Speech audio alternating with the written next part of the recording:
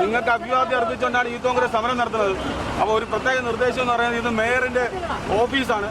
ഇവിടെ മേയറോ മേയറിന്റെ കുടുംബമോ ഇതുവഴി നിങ്ങളുടെ ബസ്സിന് തൊട്ട് പിന്നാലെ പോവുകയാണെങ്കിൽ നിങ്ങൾ വണ്ടി ഒതുക്കിയിട്ട് കൊടുക്കണം. മേയർക്ക് പോകാനുള്ള എല്ലാ സൗകര്യങ്ങളും ചെയ്തു കൊടുക്കണം.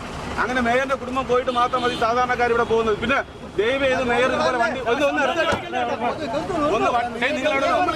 അപ്പം വണ്ടി തടഞ്ഞാൽ ദയവ് ചെയ്ത് അവരടുത്ത് ശമ്പളം എവിടെയെന്നൊന്ന് ചോദിച്ചുള്ളത്. കാരണം അവര് മേയറാണ്, അവരെ ഭർത്താവ് MLA ആണ്, അവരെ അമ്മാവ് അങ്കമാലിയിലെ പ്രധാനമന്ത്രിയാണ്.